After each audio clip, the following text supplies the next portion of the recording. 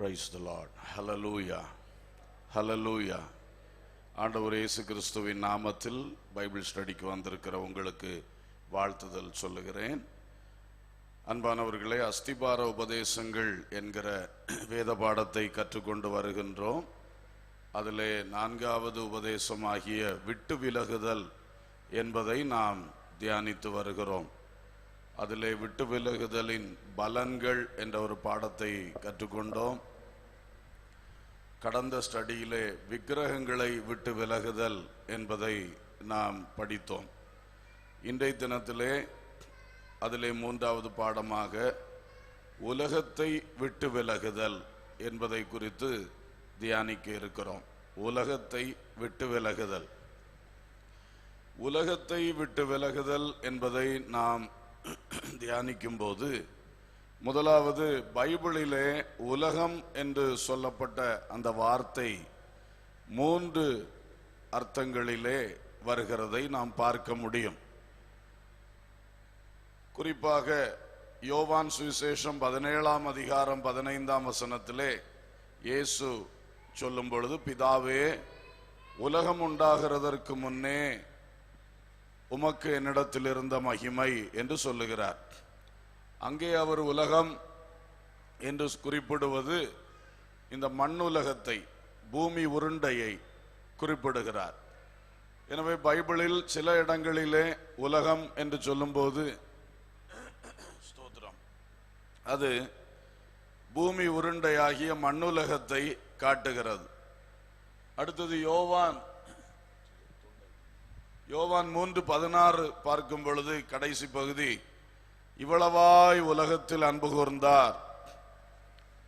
அங்கே உலகத்தில் அன்பு கூர்ந்தார் சொல்லும் பொழுது பூமி உருண்டையின் மேல் அன்பு கூர்ந்தார் என்று வராது. மனுஷர் மேல் உலகத்தில் உள்ள மனிதர்கள் மேல் அன்பு கூர்ந்தார். ஸ்தோத்திரம். ஆகவே அதை பார்க்கும் பொழுது அது மானுட உலகம், மனிதர்கள் அல்லது மனுக்குலம், அதை பார்த்து உலகம் என்று சொல்லி இருக்கிறார். 3வதாக பிரசங்கிகளின் புஸ்தகம் 3ஆம் அதிகாரம் 11ஆம் வசனத்திலே உலகத்தையும் அவர்கள் உள்ளங்களில் வைத்தார் என்று எழுதப்பட்டிருக்கிறது. அதை பார்க்கும் பொழுது மனுஷ உள்ளத்துக்குள் இருக்கிற உலகம், லௌகீகம் என்று சாதாரணமாய் சொல்லுவோம். ஆகவே பைபிளிலே உலகம் என்ற வார்த்தை 3 அர்த்தங்களை கொடுக்கிறதை பார்க்கிறோம். சில இடங்களிலே அது பூமி உருண்டையை குறிக்கிறது, சில இடங்களிலே அது மனுக்குலத்தை குறிக்கிறது, சில இடத்திலே மனுஷ உள்ளத்துக்குள் இருக்கிற உலகமாகிய லௌகீகத்தை குறிக்கிறது. இதை மனதில் வைத்துக் கொள்வோம். உலகத்தை விட்டு விலகுதல் என்று கர்த்தர் சொல்லும் பொழுது இந்த பூமி உருண்டையை விட்டு விலகுதலை பற்றி சொல்லல. அது இப்பொழுது அல்ல. மரணத்திலே நாம் தானாக பூமி உருண்டையை விட்டு நாம விலகி போவோம், அல்லது இயேசுவின் வருகையிலே இந்த பூமி உருண்டையை விட்டு நாம எடுபட்டு போவோம். ஆகவே பூமி உருண்டையாகிய அந்த உலகத்தை விட்டு வேறுபடுவதை குறித்து சொல்லவில்லை. அடுத்ததாக மானுட உலகம், மனிதர்கள், அவர்களை விட்டு வேறுபடுதல் என்று சொல்லும் பொழுது அதிலே சிலரை விட்டு வேறுபட பைபிள் சொல்லுகிறதை நாம் புரிந்து கொள்ள வேண்டும். போன ஸ்டடியில் தியானிக்கும் பொழுது கூட அந்த சில விக்கிரக ஆராதனை போன்ற காரியங்களை பற்றி நாம் தியானித்துக் கொண்டிருந்த பொழுது அதிலே சிலரை விட்டு விலக வேண்டும் என்று பைபிள் சொல்லுகிறது. அதே போல இன்னும் துன்மார்க்கர்கள், பாவிகள், இந்த மாதிரி உள்ளவர்களை விட்டு விலகி நிற்க வேண்டும் என்று சொல்லுகிறது. அப்ப அதிலே ஒரு அர்த்தம் இருக்கிறது. அவர்களை விட்டு முற்றிலும் விலகி அவர்கள் இருக்கிற இடத்துல நான் இருக்க மாட்டேன் அப்படி சொல்லி போகிறது அல்ல. அவர்களுடைய வாழ்க்கையின் முறைகளை விட்டு விலகி இருப்பது. பரியாசக்காரர் உட்காரும் இடத்தில் உட்காராதே என்று சொல்லுகிறார். அப்ப பரியாசக்காரர் பரியாசம் பண்ணி கொண்டிருக்கிற இடத்தை விட்டு விலகணும். அப்போ ஒரு சில இடங்களிலே சில மனிதர்களை விட்டு நாம் விலகி இருக்க வேண்டியது அவசியமாக இருக்கிறது. சகோதரன் என்னப்பட்ட ஒருவன் அவன் விபசாரக்காரனாயாவது பொருளாசைக்காரனாயாவது கொலைகாரனாவது இருந்தால் அவனை விட்டு விலகுன்னு சொல்லியிருக்கு. அப்போ சில மனிதர்களை விட்டு சில கட்டங்களிலே விலக சொல்லி இருக்கிறார். மற்றபடி மொத்தமாக மனிதர்களை விட்டு விலக சொல்லவில்லை. அதையும் பவுல் தான் எழுதுகிறார். 1 கொரிந்தியர் 5ஆம் அதிகாரத்திலே, நான் உலகத்தில் உள்ள விக்கிரகாராதனைக்காரர், உதாசனக்காரர், விபசாரக்காரர் இவர்களை எல்லாம் விட்டு நான் விலக சொல்லவில்லை, அப்படியானால் நாம் உலகத்தை விட்டு விலக வேண்டியதா இருக்குமே என்று அவர் தான் எழுதியிருக்கிறார். சோ பூமி உருண்டையை விட்டு விலகுவதை இந்த வேறுபாடு சொல்லவில்லை. முழுவதும் மனுக்குலத்தை விட்டு விலகுவதையும் இந்த வேறுபாடு சொல்லவில்லை.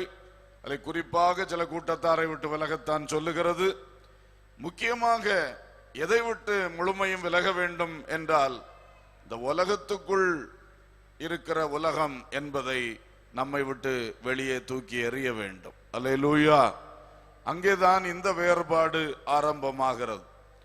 யோவான் 17:16 இயேசு சொன்னார், நான் உலகத்தான் அல்லாதது போல அவர்களும் உலகத்தார் அல்ல என்று இயேசு சொன்னார். பிலிப்பியர் 3:20 நம்முடைய குடியிருப்போ பரலோகத்தில் இருக்கிறது என்று எழுதப்பட்டிருக்கிறது.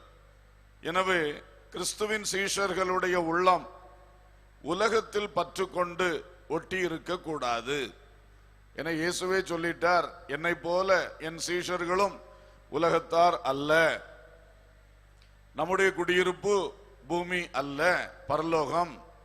அதனாலே இந்த பூமிக்குரிய காரியங்களிலே நம்முடைய உள்ளமானது ஒட்டி இருக்க கூடாது. நாம் இதை விட்டு பிரிக்கப்பட்டு பரலோகத்தில் வாசம் பண்ண செல்ல ஆயத்தமுள்ளவர்களாய் இருக்க வேண்டும். அதற்குத்தான் இந்த உலகத்தை விட்டு விலகுதல் என்கிற வேறுபாடு தேவைப்படுகிறது. ஸ்தோத்திரம். அடுத்தது 1 யோவான் 5:13 உலகம் முழுவதும் பொல்லாங்கனுக்குள் கிடக்கிறது என்று அறிந்திருக்கிறீர்கள். யாக்கோபு 1:27 உலகத்தால் கரைபடாதபடிக்கு தன்னை காத்து கொள்ளுகிறதுமே பிதாவாகிய தேவனுக்கு முன்பாக மாசில்லாத சுத்தமான பக்தியாய் இருக்கிறது. தொண்டை ரொம்ப பிடிக்குது, மைக்கு செட்டிங்ஸ் சரிப்படுத்துங்க. Praise the lord. ஆகவே உலகம் முழுவதும் பொல்லாங்கனுக்குள் கிடக்கிறதுனாலும் உலகம் நம்மை கரைப்படுத்தி கொண்டிருக்கிறதுனாலும் நாம் இந்த உலகத்தில் வாழும் பொழுது கரைபடாமல் நம்மை காத்து கொள்ளுகிறது தான் சுத்தமான தேவ பக்தி. ஆகையினால் கிறிஸ்துவின் சீஷர்கள் தங்கள் ஆத்துமா இந்த உலகத்தால் கரைபடாதபடி தங்களை காத்து கொள்ள வேண்டும். அதற்கு இந்த வேறுபாடு தேவைப்படுகிறது. அல்லேலூயா. Praise the lord. ஸ்தோத்திரம். உலகத்திலே பற்றுக்கொண்டு ஒட்டி இருந்து விடக்கூடாது. அதற்கு இந்த வேறுபாடு தேவைப்படுகிறது. நம்முடைய ஆத்துமா உலகத்தால் கரைபட்டு போகக்கூடாது. அதற்கு இந்த வேறுபாடு தேவைப்படுகிறது. அல்லேலூயா. ஸ்தோத்திரம். இப்பொழுது இதை குறித்து சில பகுதிகளாக நாம் தியானிக்கலாம். உலகத்தை விட்டு விலகுதல். அதிலே 1 உலக வழிபாடுகளை விட்டு விலகுதல். முதலாவது உலக வழிபாடுகளை விட்டு விலகுதல். வாசியுங்கள். கொலோசையர் 2:20-22 நீங்கள் கிறிஸ்துவுடனே கூட உலகத்தின் வழிபாடுகளுக்கு மரித்தது உண்டானால் இன்னும் உலக வழக்கத்தின்படி பிழைக்கிறவர்கள் போல மனுஷருடைய கற்பனைகளின்படியும் போதனைகளின்படியும் நடந்து தொடாதே, ருசி பாராதே, தீண்டாதே என்கிற கட்டளைகளுக்கு உட்படுகிறது என்ன? இவையெல்லாம் அனுபவிக்கிறதினால் அழிந்து போகுமே. இப்படிப்பட்ட போதனைகள் சுய இஷ்டமான ஆராதனையும் மாயமான தாழ்மையும் சரீர ஒடுக்கத்தையும் பற்றி ஞானம் என்கிற பெயர் கொண்டிருந்தாலும் இவைகள் மாம்சத்தை பேணுகிறதற்கே ஒழிய மற்றொன்றிற்கும் பிரயோஜனப்படாது. கர்த்தருக்கு மகிமை உண்டாகட்டும். Price the lord. ஸ்தோத்திரம்.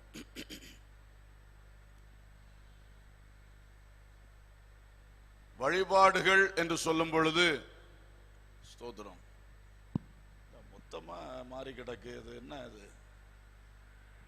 தொண்டையே இதாக்கிட்டு போல இருக்கே. அடுத்த மைக் எடுத்து பாரு.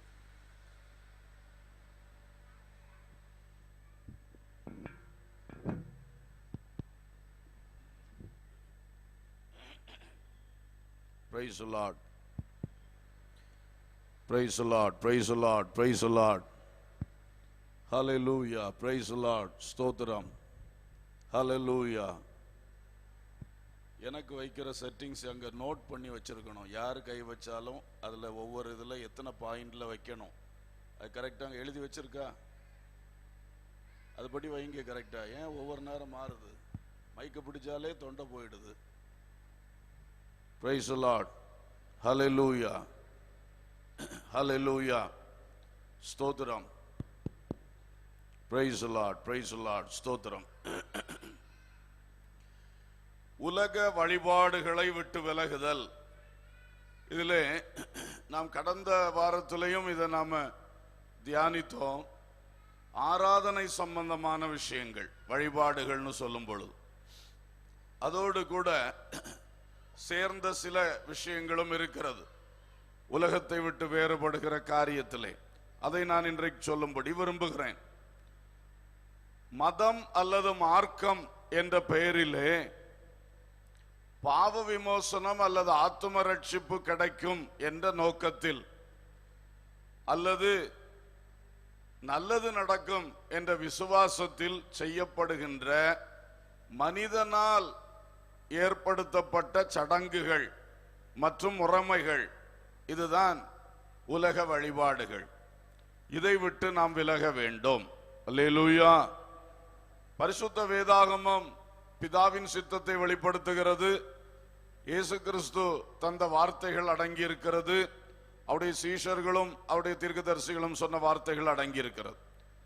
இதுதான் சிருஷ்டிகராகிய தெய்வம் மனிதனுக்கு செய்யும்படி எழுதி தந்த கட்டளைகள் அடங்கின புஸ்தகம்.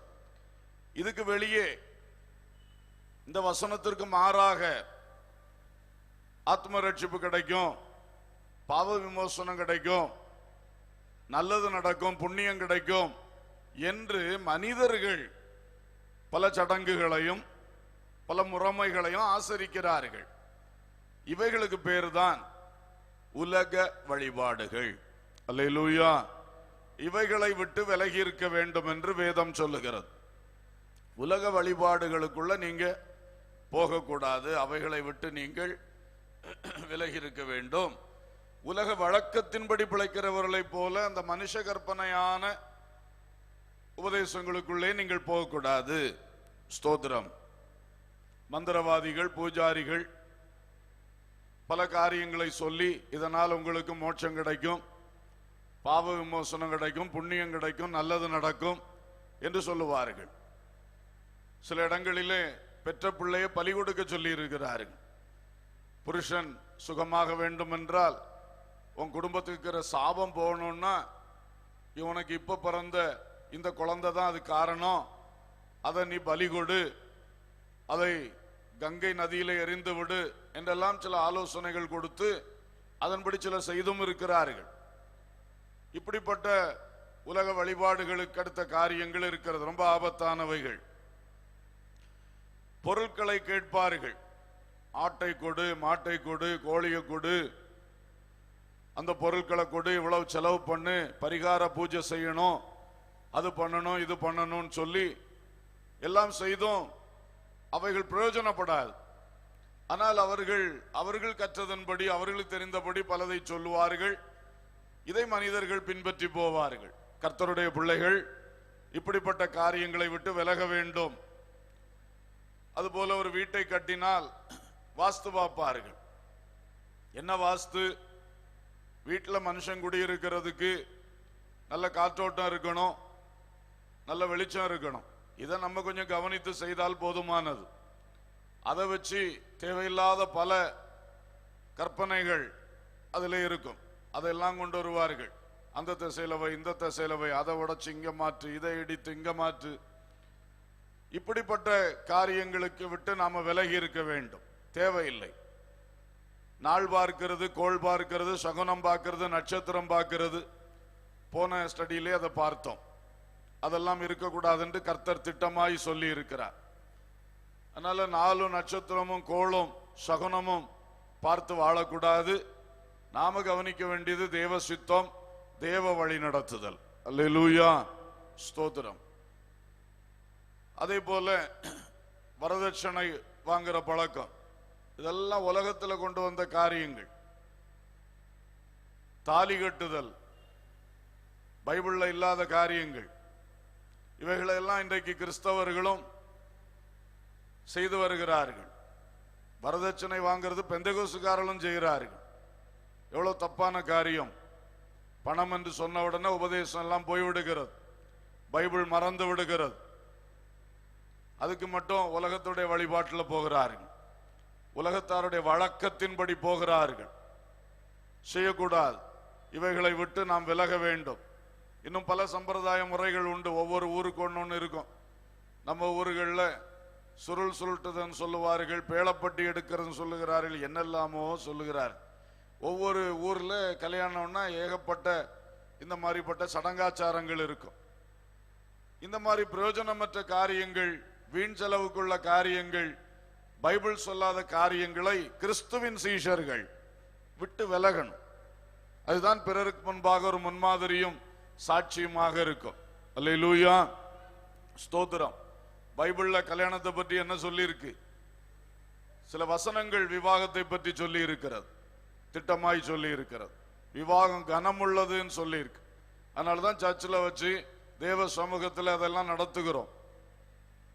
என்கேஜ்மெண்ட், ஈசாக்கினுடைய ஒரு நிச்சய ஃபங்க்ஷன் ஒன்று சொல்லி இருக்கு. இவ்வளவுதான் பைபிள்ல சொல்லி இருக்கிறது. அதை வச்சு எத்தனையோ அதுக்கு அதுல இல்லாத எத்தனையோ காரியங்களை உண்டு பண்ணி கொள்ளுகிறார்கள். இதுக்கெல்லாம் நாமும் போய்கொண்டிருந்தால் தொடர்ந்து அந்த உலக வழக்கத்தின்படி, உலக வழிபாட்டின்படி போகிற கூட்டமாக நாமும் காணப்படுவோம். அதனால உங்கள் வீடுகளிலே கல்யாணங்கள் வரும் பொழுது இந்த தேவையில்லாத எல்லாவற்றையும் அகற்றி வைத்து செய்ய நீங்கள் முன்வர வேண்டும். அதுபோல பூப்புனித நீராட்டு விழா பைபிள்ல எந்த வசனத்துல இருக்கு? வளைகாப்பு எங்க இருக்கு? எல்லாத்துக்கும் ஒரு ஃபங்க்ஷன், எல்லாத்துக்கும் அது ஒரு பெரிய, அது செய்யாட்டா ஏதோ பெரிய ஆபத்து வந்துரும் போன்ற ஒரு மன அபிப்பிராயம். இப்படியே மக்கள் கட்டப்பட்டு கிடக்கிறார்கள். அதுக்கு ஒரு செலவு எடுக்கணும், அதுக்கு ஒண்ணு செய்யணும், இல்லாட்டா என் பிள்ளைக்கு தோஷம் வந்துடும், இல்லாட்டா ஒழுங்கா குழந்தை பிறக்காது, அதை நடத்தணும். பயந்து தேவையில்லாத வசனம் சொல்லாத பல விஷயங்களிலே பயந்து, அப்ப அவங்களுடைய நம்பிக்கை அது தவறான காரியங்கள்ல போகுது. இப்படித்தான் உலகத்திலே பழகி இருக்கிறார்கள்.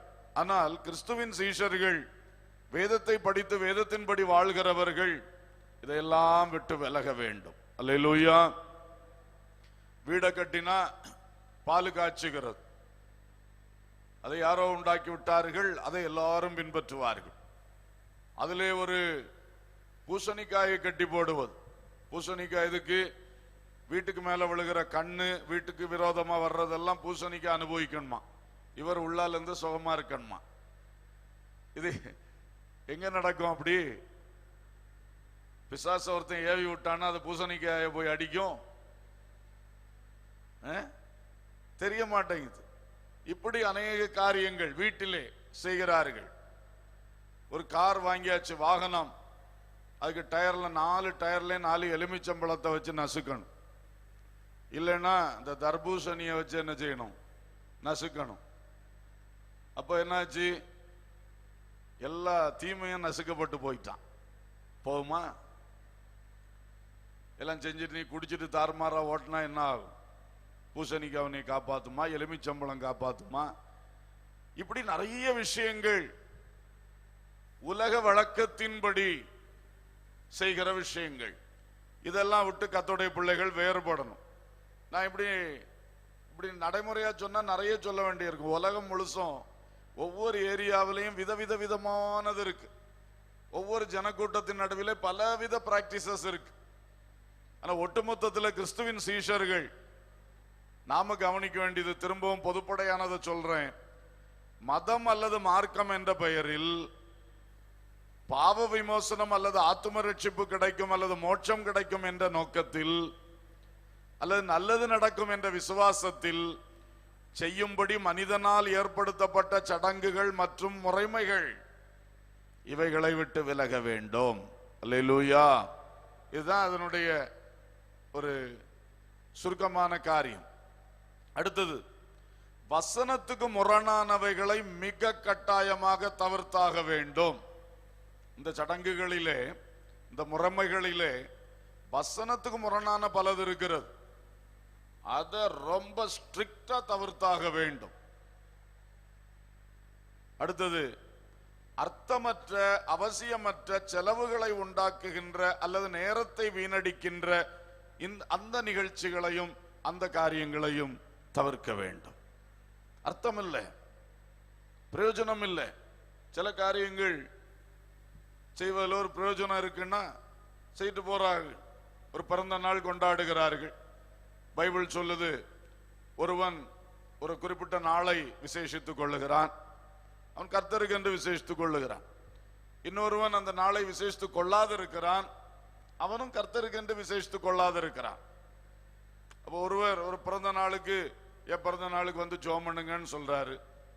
அவர் கர்த்தரை மகிமைப்படுத்துறாரு, கர்த்தருக்கு நன்றி சொல்றாரு, புதிய வருஷத்துக்காக ஜெபம் பண்ண சொல்றாரு. ஓகே, அது ஒரு அட்லீஸ்ட் ஒரு பிரயோஜனம் இருக்கு இல்லையா? அப்படி சிலர் செய்வார்கள். அதே வேளையில் சும்மா ஒரு பார்ட்டி எடுக்கணும், ஒரு சந்தோஷம் கொண்டாடணும், அந்த மட்டும் நோக்கத்தோடு நம்ம ஒரு ஃபங்க்ஷன் வைக்க கூடாது. ஏன்னா நம்ம சீஷர்கள், அதனாலதான் நமக்கு இந்த உபதேசங்கள் எல்லாம். நாம் பரலோகத்து போக வேண்டியவர்கள், பரலோகம் நம்முடைய குடியிருப்பு. இயேசு சொன்னார், நான் உலகத்தான் அல்லாத போல இவர்களும் உலகத்தார் அல்ல. அதனாலதான் நாம் இந்த வேறுபாடுக்குள் வர வேண்டும். அல்லேலூயா, ஸ்தோத்திரம். ஆகவே அர்த்தமற்ற அவசியமற்ற செலவுகளை உண்டாக்குகின்ற, நேரத்தை வீணடிக்கின்ற நிகழ்ச்சிகளை, அது எந்த சடங்கா இருந்தாலும் அதெல்லாம் தவிர்க்க வேண்டும். அல்லேலூயா.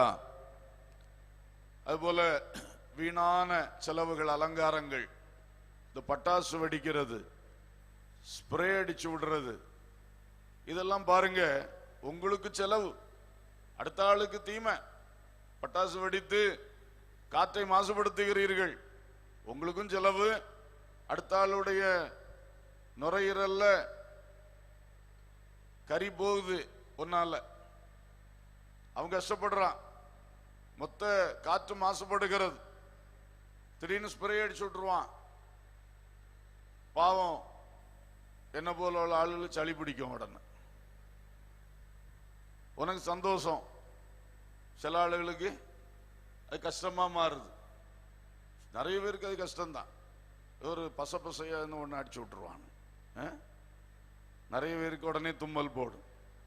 என்ன அநியாயம்! கர்த்தருக்கு ஸ்தோத்திரம். இப்ப இதெல்லாம் எதுக்கு அவசியம் இல்லாத காரியங்கள்? இப்படி நம்ம கவனித்து ஞானத்தோடு உலக வழிபாடுகள், உலக வழக்கத்தின்படியான செயல்களை விட்டு விலக வேண்டும். இதை ஜெயிக்கிறதுக்கு 3 ஆலோசனைகள். முக்கியமாக யோவான் 16:33 இயேசு சொன்னார், திடன் கொள்ளுங்கள், நான் உலகத்தை ஜெயித்தேன். 1 யோவான் 5:4 நம்முடைய விசுவாசமே உலகத்தை ஜெயிக்கிற ஜெயம். அப்ப நமக்குள் எழும்புகிற வேதவசனப்படியான விசுவாசம் தான் இந்த மாதிரிப்பட்ட தேவையில்லாத காரியங்களை எல்லாம் விட்டு விலகி நம்மை ஜெய ஜீவியத்துக்குள் கொண்டு வரும். அதுல 3 விசுவாசம் நமக்கு உறுதியா வேணும். நான் இப்ப சொன்ன இந்த காரியங்களை ஜெயிக்கிறது. 1, அந்நிய தெய்வங்கள் நம்மை சேதப்படுத்தாது என்கிற விசுவாசம் வேணும். என்ன விசுவாசம்? அந்நிய தெய்வங்கள் நம்மை சேதப்படுத்தாது என்கிற விசுவாசம் நமக்கு வேணும். அப்ப நம்ம வீணா பயந்து போய் யாரோ சொன்னாங்கன்னு சம்பிரதாய முறைகளை செய்யாம இருப்போம். பயந்து தானே செய்யறாங்க. இதை செய்யாட்டா அது வந்து தாக்கிருமோ, இதை செய்யாட்டா அது வந்து தாக்கிருமோ, பயம். அப்ப அந்நிய தெய்வங்கள் நம்மை சேதப்படுத்தாது. நான் இயேசு கிறிஸ்துவுக்குள் இருக்கிறேன், அவருடைய இரத்த கோட்டைக்குள் இருக்கிறேன், அவருடைய பரிசுத்தாவி பெற்று அக்கினி முதலான பாதுகாவலுக்குள் இருக்கிறேன், அவருடைய வசனத்தினால் வேலி அடைத்து என்னை காத்து கொண்டிருக்கிறார். இந்த விசுவாசம் வரும்போது இந்த பாதுகாப்புக்காக செய்யறாங்களே பல சம்பிரதாய முறைகள், பைபிள்ல இல்லாதது, அது செய்ய வேண்டாம் என்கிற தைரியம் வந்துடும். அல்லேலூயா. அடுத்தது, கிரியைகளினால் அல்ல தேவ கிருபையே எனக்கு தேவ அங்கீகாரத்தை பெற்று தரும் என்ற விசுவாசம். கிரியைகள் அல்ல, தேவ கிருபையே எனக்கு தேவ அங்கீகாரத்தை பெற்று தரும் என்ற விசுவாசம் இருந்தா,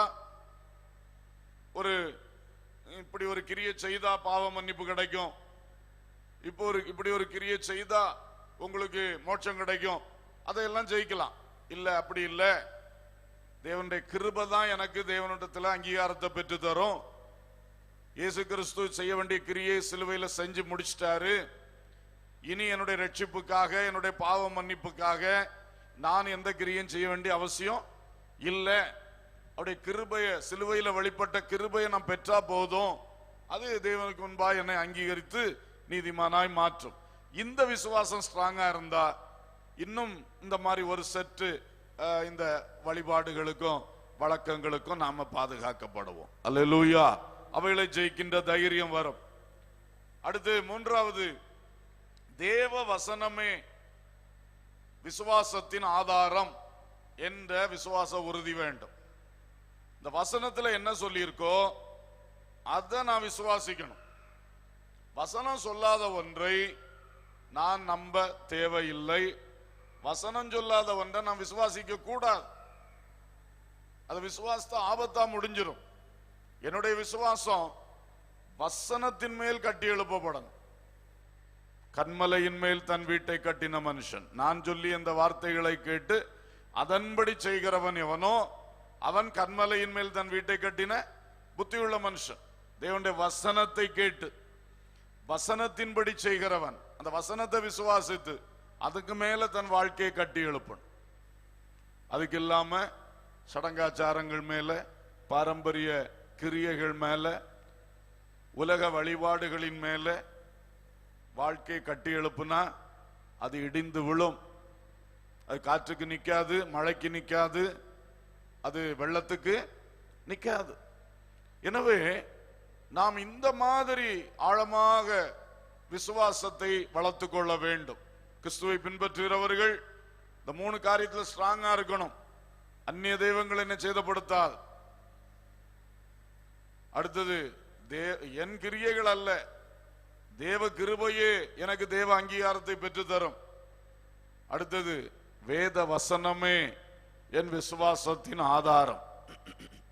இந்த 3ல ஸ்ட்ராங்கா இருக்கணும். அல்லேலூயா, ஸ்தோத்திரம். இரண்டாவது பகுதிக்குள்ள வருவோம். இவ்வளவு நேரம் உலக வழிபாடுகள் அல்லது உலக வழக்கங்கள் அவைகளை விட்டு விலகுதல் பார்த்தோம். இரண்டாவது, உலக வேஷத்தை விட்டு விலகுதல்.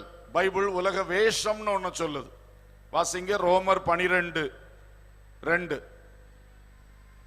நீங்கள் இந்த பிரபஞ்சத்திற்கு ஒத்த வேஷம் தெரியாமல் தேவனுடைய நன்மையும் பிரியமும் பரிபூர்ணமான சித்தம் இன்னதென்று பகுத்தறியத்தக்கதாக உங்கள் மனம் புதிதாகிறதினாலே மறுரூபமாகுங்கள். இப்பிரபஞ்சம் அல்லது உலகம், அதுக்கு ஒத்த வேஷம் தரிக்காமல் நீங்கள் மறுரூபம் அடையணும். Do not be accustomed with the fashions of this world. இந்த உலகத்தினுடைய வேஷம்னா ஆங்கிலத்தில் ஃபேஷன்ஸ் என்று கொடுத்திருக்கு. இது என்ன? நாகரிகம் என்ற பெயரில் நடைபெறுகின்ற அநாகரிகங்கள். அதைத்தான் பைபிள் சொல்லுது. வேஷம் என்றால் அநாகரிகம். ஆனா அதுக்கு இன்னைக்கு பேர் என்னது? நாகரிகம். இன்றைய நாகரிகம் என்று உலகம் சொல்லுது பார்த்தா உண்மையிலே அது பல விஷயங்கள் அநாகரிகமாக இருக்கிறது. நான் சொல்லும் பொழுது உங்களுக்கு புரியும். முதல்ல, வாழ்விலே காணப்படுகின்ற சில வேஷங்கள் அல்லது அநாகரிகங்கள், ஃபேஷன்ஸ் ஆஃப் லிவிங். இன்னைக்கு டைவர்ஸ் ஒரு வாழ்க்கையின் ஃபேஷனா மாறியாச்சு. டைவர்ஸ் என்பது மனம் போல இஷ்டத்துக்கு. ஆனா பைபிள் இதுக்கு எதிரானது. தேவன் இதற்கு எதிரானவர். தள்ளிவிடுதலை நான் வெறுக்கிறேன் என்று ஆண்டவர் தெளிவா சொல்லியிருக்கிறார். இயேசு சொன்னார், மனைவி தள்ளிவிடக்கூடாது, விபச்சாரத்துல உள்ள அந்த ஒரு நோக்கம் தவிர, அந்த காரணம் தவிர பாக்கி எதுலையும் தள்ளி விடக்கூடாது. உடனே எல்லாரும் கேட்டாங்க, அப்போ மோசே எங்களுக்கு அனுமதி கொடுத்திருக்கிறார்ல, தள்ளி விடணும்னா அந்த டைவர்ஸ் சர்டிபிகேட் கொடுத்தா போதும், தள்ளுத சீட்டு கொடுத்தா போதும்னு மோசே சொல்லி இருக்கிறார்ல. அப்ப இயேசு சொன்னார், அது மோசே உங்க இருதய கடினத்தை பார்த்து அப்படி அனுமதி கொடுத்தார், ஆதி முதல் அப்படி இருக்கவில்லை. அல்லேலூயா. அப்போ தேவனுடைய நோக்கம் ஒருவனுக்கு ஒருத்தி, அது இன்றைக்கு சிதைக்கப்பட்டு இன்னைக்கு ரொம்ப ஓவரா அது போயிட்டு இருக்கு. இதுதான் இன்னைக்கு உலகத்தினுடைய ஃபேஷனா மாறிடுச்சு. அப்ப இதுல ஒருத்தன் ஒரு சின்சியராக ஒரே மனைவியோட வாழ்ந்துட்டு இருந்தான்னா அவனை எல்லாரும் ஏதோ ஒண்ணு இல்லாதவனை போல நினைக்கிறார். அப்படியாக இன்னைக்கு உலகம் மாறிடுச்சு. நமக்கு அது ரொம்ப தாக்கம் தெரியல, மேலை நாடுகள்ல போனா அது தெரியும், அமெரிக்க தேசத்துல எல்லாம் அது தெரியும். அப்போ அந்த மாதிரி அதுவே ஒரு ஒரு ஒரு அக்செப்டட் ஃபேஷனா மாறியாச்சு. இப்படி தலைகீழா போகுது. இதை விட்டு சீஷர்கள் வேறுபட்டு இருக்கணும், சீஷர்கள் வேறுபட்டு இருக்க வேண்டும். ஆரம்பத்திலாம் என்கிட்ட சொல்லுவாங்க, நீங்க அந்த தேசத்துக்கு போறீங்களா, அங்க போய் இதெல்லாம் உங்களுக்கு பேச முடியுமா, அங்க போய் இதெல்லாம் பேச முடியுமா, அங்கதான் எல்லாருமே இப்படி இருக்காங்களே அப்படின்னு சொல்லி. ஆனா அங்க பார்க்கும்போது அதிலும் தேவ பிள்ளைகள் இருக்கிறார்கள். அல்லேலூயா. எத்தனையோ ஆங்கில சபைகள், அமெரிக்கன்ஸ் நடத்துற சர்ச், அமெரிக்கன் பாஸ்டர்ஸ் ஸ்ட்ராங்கா இதை பேசுகிறார்கள், அவர்கள் வாழ்ந்து காட்டுகிறார்கள் ஒரே மனைவியோடு. அப்போ உலகம்தான் மாறுபட்டு போவதே தவிர கிறிஸ்துவின் சீஷர்கள் வசனத்தின்படி நிற்கிறார்கள். அல்லேலூயா. எங்கேயும் ஆண்டவர் தன்னுடைய பிள்ளைகளை வச்சிருக்கிறார். அவங்களுக்கு வச்சிருக்கிற பிரமாணம் இதான், நீ அந்த உலக வேஷத்தை தரித்து விடாதே, உலக வேஷத்தோடு ஒத்து போகாதே. அல்லேலூயா. ஸ்தோத்திரம். லிவிங் டுகெதர், விவாகம் பண்ணாமலே, ரெக்கார்டிக்கலா எதுவும் செய்யாமலே ஒரு ஆணும் பெண்ணும் சேர்ந்து வாழ்தல், அப்படி நிறைய வாழுகிறார்கள், பிள்ளைகளை பெற்றெடுக்கிறார்கள். அந்த பிள்ளைகளுக்கு பிறகு வேற ரெக்கார்டு உண்டாக்குறார்கள். என்ன சங்கடமான நிலைமை போகுது. அப்போ ஒரு தேவ அங்கீகாரமோ ஒரு முறைப்படியான அரசாங்கத்துக்கு அதை தெளிவுபடுத்தி நாங்க ரெண்டு பேரும் கணவன் மனைவி ஒன்றும் கிடையாது, சபையிலும் கிடையாது, சங்கத்திலும் கிடையாது. ஆனா சேர்ந்து வாழுகிறது. இதுதான் இன்னைக்கு உலகத்தினுடைய வேஷம். அதான் நான் சொன்னேன்ல, நாகரிகம் என்று பெயர் கொண்ட அநாகரிகம். இந்த உலகத்தின் வேஷத்தோடு நீ ஒத்து போகாதே, அதை விட்டு வேறுபடு. அல்லேலூயா. ஸ்தோத்திரம். அதுபோல எல்ஜிபிடி குறித்து எல்லாருக்கும் தெரியும். ஒரு 4 கூட்டம் மக்கள் எல்ஜிபிடி, 4 பேர் சேர்ந்து உரிமைக்காய் போராடினார்கள். ஒவ்வொரு தேசங்களிலும் உரிமைகளை பெற்றுக் கொண்டார்கள், இந்தியாவிலும் பெற்றுக் கொண்டார்கள். ஆனா இதுல இந்த எல் என்று சொல்லுவது லெஸ்பியன்ஸ், பெண்ணோடு பெண் உறவு வைத்துக் கொண்டு வாழ்வது. ஜி என்று சொல்வது கேஸ், ஆணோடு ஆண் உறவு வைத்துக் கொண்டு வாழ்வது. பி என்றால் பைசெக்சுவல்ஸ், இந்த ரெண்டும் கலந்தது. இந்த 3 அருவருப்பான பாவங்கள். பரிசுத்த வேதாகமம் இதற்கு திட்டமும் தெளிவுமா எதிராய் நிற்கிறது. ஆனா இது இன்றைக்கு அங்கீகரிக்கப்பட்ட வாழ்க்கை முறையாய் மாறிவிட்டது. இதான் இன்றைய நாகரிகம். அதுல கடைசி டி என்று சொல்லுவது டிரான்ஸ்ஜெண்டர்ஸ், அன்னகர்கள், திருநங்கைகள் சொல்றோம். அவர்கள் இந்த கூட்டத்தில் உரிமைக்காகத்தான் சேர்க்கப்பட்டிருக்கிறார்களே தவிர அந்த முதல் 3 கூட்டத்தை போன்ற பாவிகள் அல்ல. இவர்கள் பிறப்பால் அப்படியானவர்கள். இவர்களை நாம் குறை சொல்ல முடியாது. பைபிள் இவர்களை குற்றம் சொல்லவில்லை, பைபிள் இவர்களை அங்கீகரிக்கிறது. ஆனா இவர்களும் பாவம் செய்தால் பாவம், அது எல்லாரும் பாவிகள் தான், யார் பாவம் செய்தாலும் பாவிகள் தான். ஆனா மற்றது 3 அவங்களுடைய அந்த ஐடென்டிட்டியே அந்த பாவத்தின் அடிப்படையில் தான் இருக்கிறது. பாருங்கள், இவர்களுக்கெல்லாம் அந்த எல்ஜிபி குரூப்ஸுக்கு இன்னைக்கு அங்கீகாரம் என்று சொல்லும் பொழுது படைத்த தேவனுக்கு நேர் விரோதமான காரியங்கள், அவருடைய வசனத்துக்கு நேர்மாறான காரியங்கள். அப்ப இதுதான் உலகத்தின் வேஷம். இன்றைக்கு தேவனுடைய பிள்ளைகள் இதை விட்டு விலக வேண்டும். அல்லேலூயா. இன்னும் நிறைய காரியங்கள் இருக்கிறது. சரோகேசி, வாடகை தாய் முறைகள், டெஸ்ட் டியூப் பேபிஸ், எல்லாம் பார்க்க விஞ்ஞானத்தின் விந்தை என்று சொல்லலாம். ஆனால் தேவனுடைய சிருஷ்டிப்பின் கிரியைகள், தேவனுடைய வசனத்தின் காரியங்கள், இவைகளுக்கு இது ஒத்து போகுதா? விலகி இருக்க வேண்டும். அடுத்து பாருங்க, குடும்பம். இன்றைக்கு ஃபேஷன் என்னன்னா, ஹஸ்பண்ட பேர் சொல்லி கூப்பிடணும், ஒய்ஃப். அதான் இன்னைக்கு ஃபேஷன். இந்தியாவில் இன்னும் வந்துருச்சுன்னு நினைக்கிறேன், சிட்டிஸ்ல வந்துருச்சு, கிராமத்துக்கு வந்து கொண்டு இருக்குன்னு நினைக்கிறேன். ஹஸ்பண்ட பேர் சொல்லியே கூடுவார்கள். ஆண்ட்ரூ, யார் கூப்பிடுறது? மனைவி.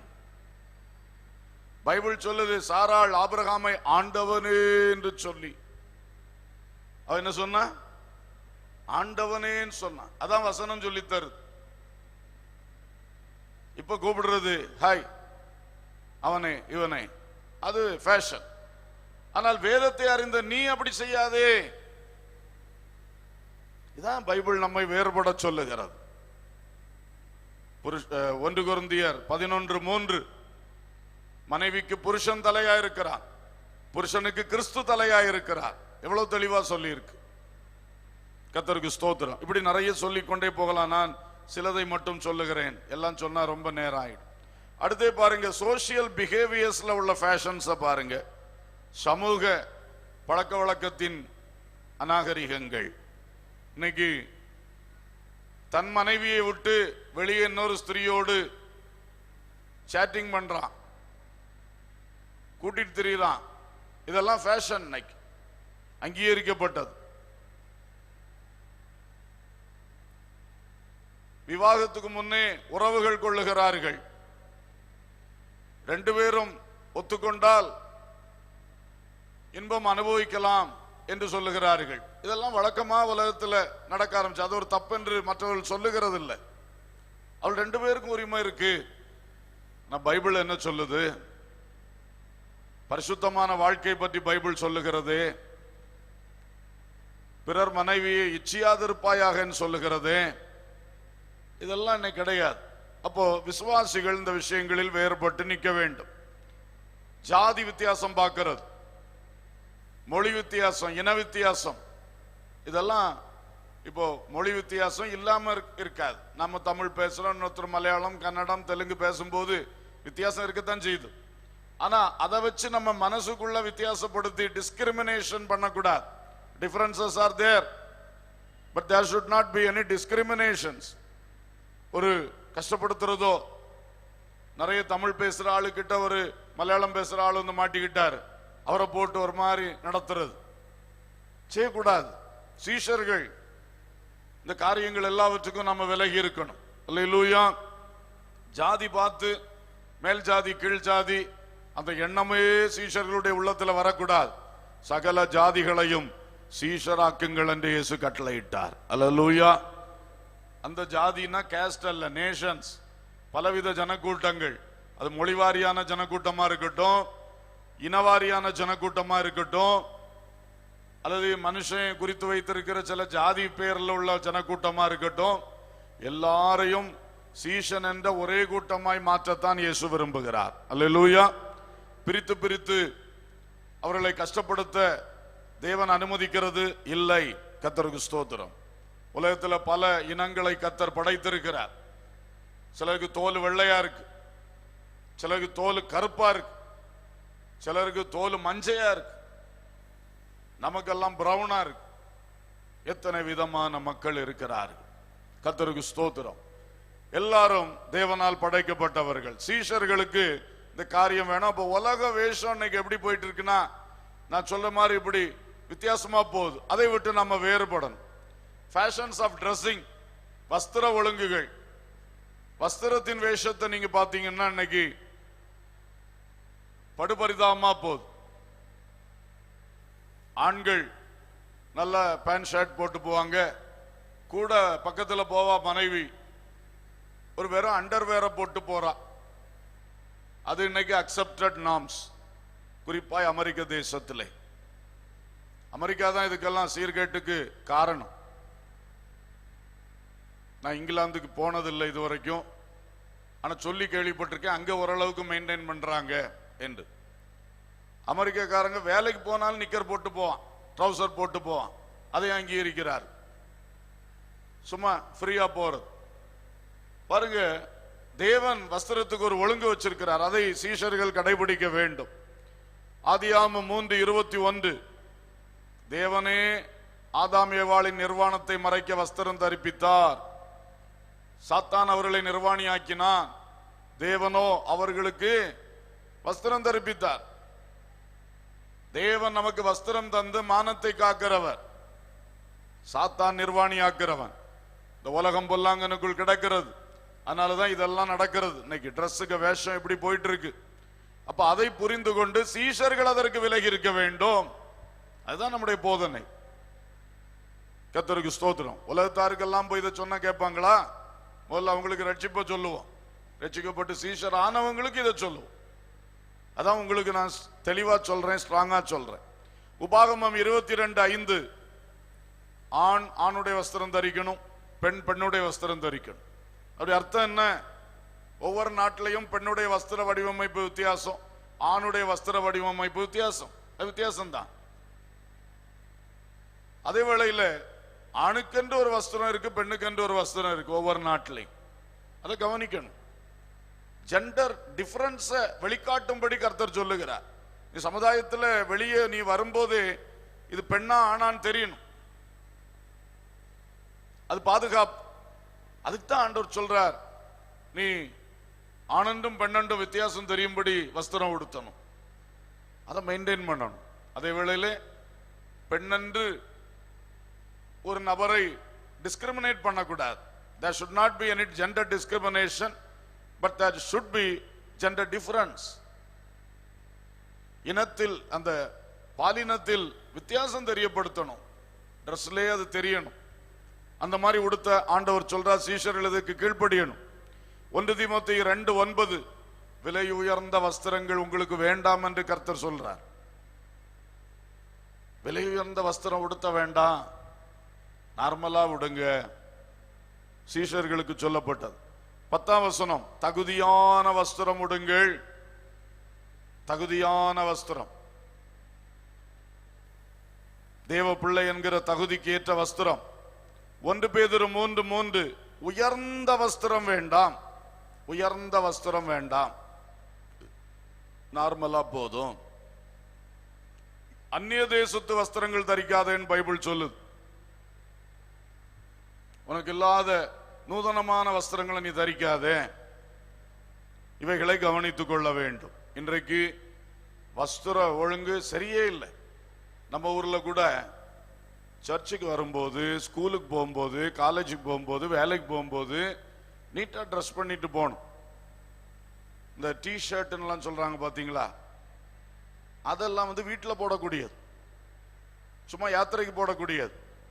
அதை போட்டுட்டு சர்ச்சில் உட்காரக்கூடாது. அதை போட்டுட்டு ஆபீஸ்ல போய் உட்காரக்கூடாது. இது கூட இப்ப தெரியல, ஏன்னா எல்லாம் அமெரிக்காவை பின்பற்றி தானே போகுது. இந்தியா ஃபுல்லா அமெரிக்காவை பின்பற்றி தான் போகுது. அதனால இப்ப அந்த சுபாவமே மாறுது. முந்தின காலத்துல அது உடனே தெரியும், ஐயோ இது போட்டுட்டு நம்ம இந்த கூட்டத்தில் நிக்க கூடாது. இப்போ ஒருத்தருக்கும் ஒன்றும் தெரியாது, இஷ்டத்துக்கு போறாரு. ஒரு சில இப்பெல்லாம் லுங்கி உடுத்துறது கிடையாது நம்ம ஆட்கள். இப்போ உள்ள தலைமுறை எல்லாம் ஒரு அதுக்கு பேர் என்ன, ஜாகி பேண்ட்ஸா, ஒரு எலாஸ்டிக் மாதிரி ஒரு பேண்டை தூக்கி போட்டுக்கலாம். அதை போட்டுட்டு பப்ளிக் மீட்டிங்ல எல்லாம் வரக்கூடாது, அது வீட்டுக்குள்ளது. அது மாதிரி இங்க வரைக்கும் ஒரு பேக்கீஸ், ஒரு ட்ரவுசர் போட்டுக்கிறார்கள். அதை போட்டுட்டே ஆபீஸ் போறவங்க இருக்காங்க. செய்யக்கூடாது, அது வீட்டுக்கு பிரைவேட் ட்ரெஸ். அது லுங்கி உடுத்துட்டு போற மாதிரி. அது கொஞ்சம் இதுக்கெல்லாம் நமக்கு ஒரு ஞானம் இருக்க வேண்டும். நம்முடைய சுபாவத்திலே இந்த காரியங்கள் வரணும், ஒரு ஒழுங்கு இருக்க வேண்டும். கர்த்தருக்கு ஸ்தோத்திரம். வஸ்திரம் எப்படி உடுத்தணும், எப்படி அதே மாதிரி லேடிஸ்க்கு நைட்டி போடுறீங்க. நைட்டின்னா அதுக்கு பேரே என்னது, நைட்டில் போடக்கூடியது. வீட்டில் பிரைவேட்டா அது போட்டுட்டே வெளியெல்லாம் பப்ளிக் பிளேஸ்ல எல்லாம் நம்ம பண்ணக்கூடாது. இந்த மாதிரி கொஞ்சம் கவனிச்சுக்குங்க. நான் எப்பொழுதும் இதெல்லாம் விளக்கம் சொல்லிக்கிட்டு இருக்க முடியாது. ஆனா இந்த பாடம் வரும் பொழுது எனக்கு தெரிஞ்சதை சொல்றேன், ரொம்ப தெரியாது, ஏதோ கொஞ்சம் தான் தெரியும். ஆனா நமக்கு ஒரு இந்த வசனத்தின்படியான சுபாவம் நமக்குள்ள வந்துருச்சுன்னா இப்படி எல்லாம் பிரசங்கி மாதிரி சொல்ல வேண்டிய அவசியமே கிடையாது. அவரவருக்கே தெரியும் எதை செய்யணும் எதை செய்யக்கூடாது. பவுல் கூட அதான் வேதனைப்படுவார். சுபாவமே உங்களுக்கு போதிக்கிறது இல்லையா, நான் நிருபம் எழுதியா காட்டணும் இதெல்லாம் அப்படின்னு கேட்பார். இன்னைக்கு அப்படி ஆகி போச்சு. அதனால தெரிந்தவர்கள் மற்றவங்களுக்கு சொல்லிக் கொடுக்கணும். புதிய தலைமுறைக்கு நான் இப்ப சொல்ற விஷயம் தெரியவே தெரியாது, ஏன்னா நீங்க சொல்லிக் கொடுக்கல. இந்த பழைய தலைமுறைக்கு மேல உள்ள தப்பு தான் இது. இதெல்லாம் தப்பு அப்படின்னு சொல்லிக் கொடுத்தா தானே அதுங்களுக்கு தெரியும். அதனால கவனிக்கணும். அடுத்தது ஃபேஷன்ஸ் ஆஃப் ஹேர் ஸ்டைல், தலைமுடிக்கு வேஷம்.